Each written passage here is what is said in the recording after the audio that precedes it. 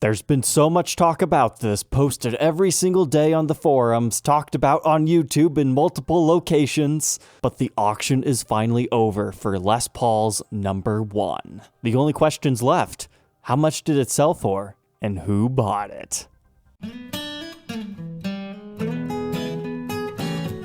Welcome back, Troglodytes, to your daily dose of guitar information, the Trogly's Guitar Show. So as the promised follow-up to this video right here, I thought I'd fill you guys in on how this auction went. So let's just come right out and say it. The price it realized was $930,000. Now that was after a $180,000 buyer's premium. Jeez. The winning bid was actually $750,000. So my estimate that I thought this thing would sell for burst money, which I was thinking, probably $250, maybe up to $500. I was wrong, but not all that far off in the grand scheme of things when a lot of people were thinking this might sell for millions. I'm kind of shocked it sold for as much as it did though, because I really feel this guitar was just not honestly advertised, because sometimes it was actually portrayed as number 1 Les Paul, the first prototype. Other times it was more correctly, in my opinion, advertised as Les Paul's number 1. At the end of the day, I don't know, some rich guy probably just either bought this to donate to a museum for a tax write-off,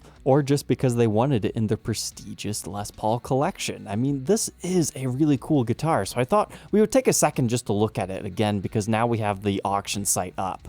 Christie's always does a good job taking a look at these photos. So now we can see that vibrola pretty clearly, the 2 different output jacks, the different knobs. It's a little bit easier to see that this is now a metal pin bridge. But I've got to say, I am glad this auction is over, because I've been so curious what this would sell for so long, and I'm kind of sick and tired of it being posted everywhere. I mean, this thing was even picked up, I think it was by CBS News. So if a guitar like this brings that much attention, even from outside of the collector community, it was iconic.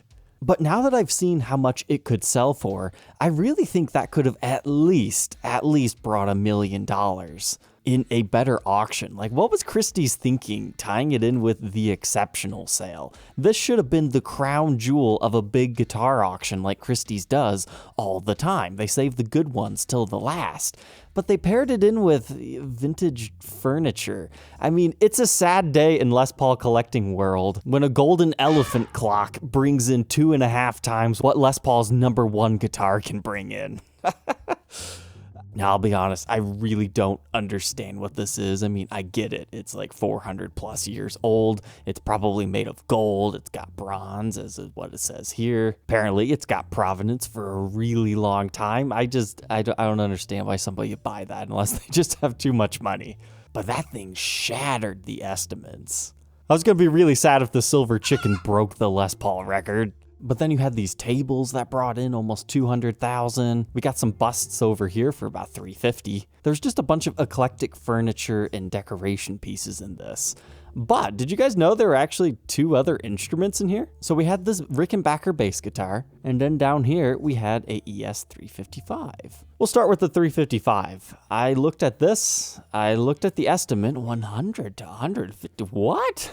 I mean, it was made circa 1967. I mean, I can go to Reverb right now and buy a very similar guitar for what, 10, 12,000, and that's paying asking prices. Looking at this, hey, they've got fancy chairs too. Just like the auction, and this thing is in very clean shape as compared to what we're about to see. I mean, wow, that is a beautiful guitar. Stereo even. But it does have the Bigsby. Not everybody likes the Bigsbys. But so did this one, and it actually appears to be factory stock. I mean, the finish is all checked, it's like flaking off, it's worn off in so many areas. Like, sure, it's got a cool patina to it, but the condition seems really rough to appraise it for over 10 to 15 times what it would normally sell for. Looks like the bridge is on upside down, the neck pickup's upside down. The fretboard actually looks surprisingly clean for this. You can see a little bit of fingernail divoting and playing wear. And the headstock looks pretty respectable. You move on to the back, it's just more of the same. It almost looks water damaged. Like, was this played on stage or was it in a flood of some sort? You've got a little bit of finish flaking back here. This is definitely not a very clean condition guitar. So there's got to be a story to it, right? And I'm surprised I did not hear anybody talking about this guitar. Maybe it's just because I'm part of like Les Paul forums and not necessarily guitars, but here's your first hint. B.B. King. This was one of his guitars at one point in time, and unfortunately the King is no longer with us, so naturally the guitars that he used throughout his years of playing, they're going to be desirable to collectors and people who want a piece of B.B. King history. If you want to learn more about B.B. King, you can go to their website and read all this stuff, but that's kind of just fluff for this article. I was curious, what does this have to do with B.B. King? Was it his? Was it a guitar he had for a small amount of time and gave it away to somebody else? I mean, I'm sure that guy had quite a few guitars. So this one, they have photographs suggesting that he purchased 2 top-of-the-line Cherry Stereo ES355s around 1967. One that had the Gibson-style Maestro vibrola and the other one with a Bigsby vibrato. And this Bigsby one, he actually had factory Grover tuners on it, which is kind of a big deal. I mean, right here they're saying that it was even factory ordered with the neck pickup upside down. I mean, I guess if it was a complete custom order, but that's easy enough just to do as long as you have enough lead length. But at one point in time, a US journalist named Michael Lydon accompanied King on tour in 1968, and there was a present Lucille, which was a red Gibson with gold frets and mother of pearl inlay, and that was his 7th one. So they're saying this is one of the original Lucille's. Okay. So they think it's either number 6, 7, or 8, but it's definitely one of the first 2 Cherry 335s. Then they go on to tell you that 68 was a pretty pertinent year for him. I mean, you can read through all this if you're interested. But at the end of the day, this particular one in 1983 was gifted by BB to one of his friends and employees, Cato Jr. and Polly Walker. So this thing definitely saw some stage use and was used by B.B. King for a while. This is not the one with the gold frets. It's either that or the gold just wore off of them. But why did I not hear anybody talk about this? I mean, I know he had multiple Lucille's before the actual Lucille signature, but I feel like this is kind of an important piece of rock and roll history that just people missed. I mean, it ended up going for $625,000, which I'd assume is what, around $500,000 bid? Yep, exactly. So a 1967 selling for 3 times that of a regular burst. Then the next one, I'm not going to sugarcoat it. I don't know a lot about this guitar, but this is a Rickenbacker model 4001. And it was estimated at the same as Les Paul's 100 to 150K and ended up selling for $325. Looks like a $260,000 bid took that one home. I mean, does an auction house really need to make that much money every single item?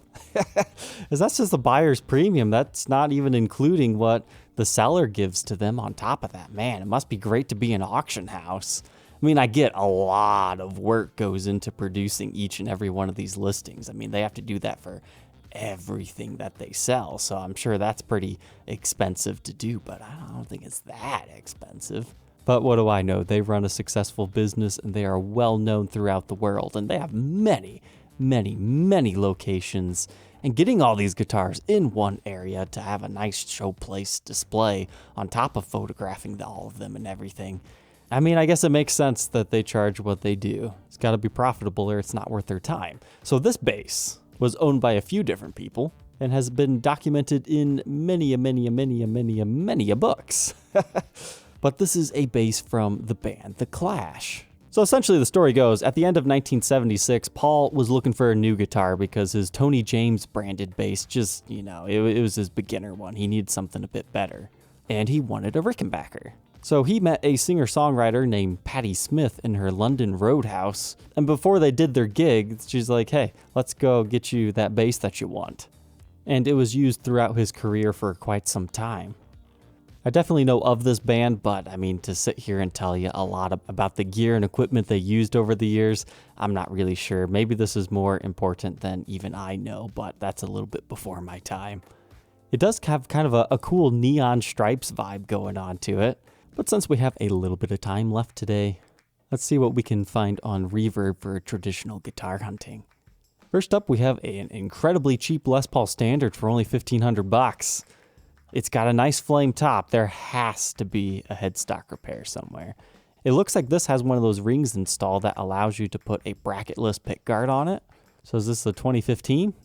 Yep, looks like it. So you can put that on and off as they're showing you right there. There is no bracket. So, what is wrong here? Whoa, whoa, whoa. Man, I feel sorry for this guy. So not only does he have to find somebody that likes 2015 specs, they also have to not mind headstock repairs.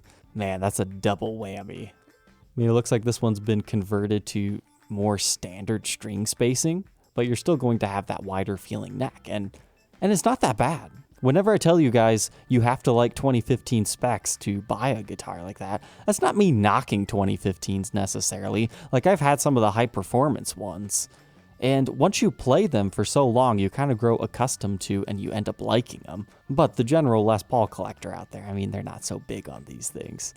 But that's interesting to see one of these that has a pretty interesting headstock. It's almost like they grafted an entire different piece of wood in here, or they sprayed it as a touch-up, and it just didn't match very well. That's like a magenta color versus the transparent cherry. But I like that headstock. It's just all 100. Next up here, hey, that's not too bad. 1973 Les Paul Deluxe. Okay, it's got the goof hider rings. It's either a take it or leave it type thing. Those were put on at the factory to hide something. So they either messed up the routing and they put those over top of it, or it's just a very small defect, like, okay, maybe they didn't put it in the right spot, so they just need to make it look good. But all things considered, I would say this one's actually in okay shape. Like, you got this greening area right there, surprisingly enough. Just a little bit on this side too. Your maple cap's exposed. Your knobs have definitely seen better days on that example. Looks like maybe a little bit of cracking. That just looks like it's in the finish to me. The frets could be worse. And our truss rod looks like it's still in good shape. The headstock's surprisingly clean as far as the lacquer goes.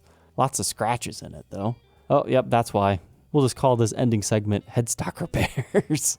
You can see that right there. So that explains why the headstock is so clean, because somebody probably refinished over that, or because it probably broke through and damaged the finish. Because a guitar that looks like this shouldn't look like that up top. So what do they want? $3,000. That's more than I would pay, but I'd rather pay $1,000 more to have one that wasn't broken, but it all depends on your budget. And hey, I think this would be a good one to end tonight's episode off on. Jimmy Wallace, one of the original Les Paul reissue guys. He's had many runs after that. You can find a lot of runs like this one. They're usually super quilted. This is like a precursor to the fade finish. So we've got Jimmy Wallace model on the truss rod cover. That's the very early like Les Paul classic or prehistoric logo. So that tells me this is probably late 80s, early 90s. We've got the ABR1 bridge, looks like aged nickel hardware. Seems to be in all right shape, nothing too crazy. Oh, nice. Custom shop edition on the back. Okay, what's our serial number, my friend? Can't tell if that's a 0 or a 9, so this was likely a 1990.